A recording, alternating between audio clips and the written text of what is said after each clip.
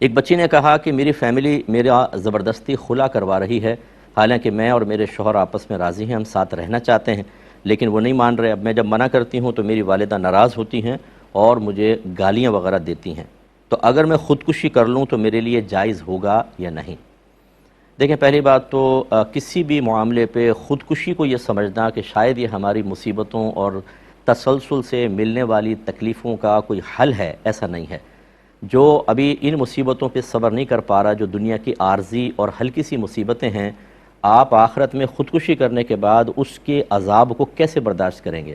لیکن شیطان ہماری پھرکی گھماتا ہے کہ یار یہ بڑا میں ٹینس میں ہوں، ڈپریسڈ ہوں، تو بس یہ جان چھڑاؤ تو شاید راحت مل جائے گی۔ وہ راحت نہیں، ایک شدید عذاب ہے، کیونکہ نبی کریم صلی اللہ علیہ وسلم فرماتے ہیں جس نے جس طریقے سے اپنے آپ کو ہلاک کیا وہ اسی طرح اپنے آپ کو ہلاک کرتا رہے گا۔ قبر کے بارے میں بھی ہے اور پھر جہنم کے بارے میں بھی حدیثوں میں ہے کہ وہ جہنم میں اسی طرح اپنے آپ کو ہلاک کرے گا۔ تو یہ کوئی راحت نہیں ہوتی۔ یہ جو اخباروں میں بعض اوقات لکھا ہوتا ہے کہ 3 بچوں کی ماں نے خودکشی کر کے تمام غموں سے نجات پالی،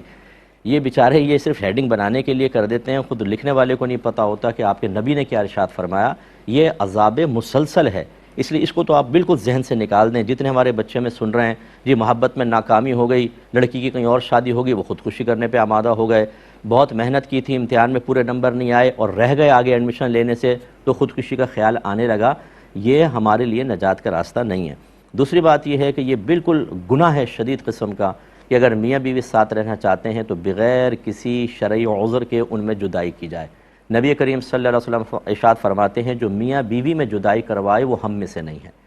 لیکن اگر کوئی واقعی معقول وجہ ہے جس کی بنا پر ماں باپ ایسا کہہ رہے ہیں، مثال کے طور پہ داماد بد مذہبیت کی طرف چلا گیا ہے، اللہ کو گالیاں دیتا ہے، وہ اسلام کا انکار کر رہا ہے، وہ قرآن کا انکار کرتا ہے، وہ نبی کریم صلی اللہ علیہ وسلم کی شان میں معاذ اللہ گستاخی کر دیتا ہے، اس طرح کے اگر امور میں مبتلا ہو گیا یا اس طرح کی گندی غلیظ حرکات کے اندر، جوئے وغیرہ زنا کے اندر معروف ہو گیا، اسی طرح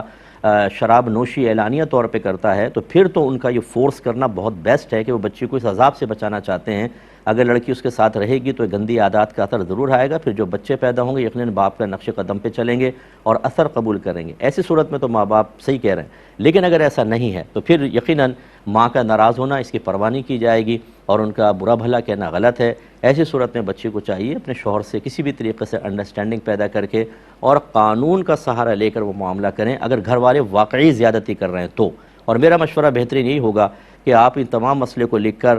والدین کیوں چاہ رہے ہیں اور آپ کیوں چاہ رہی ہیں ملنا، وہ منع کرنا، تو اس پر ایک فتویٰ لے لیں کسی اچھے دارالعلوم سے، تو وہ پوری آپ کو تفصیل بیان کر دیں گے، اس کی روشنی میں عملی قدم اٹھائیں۔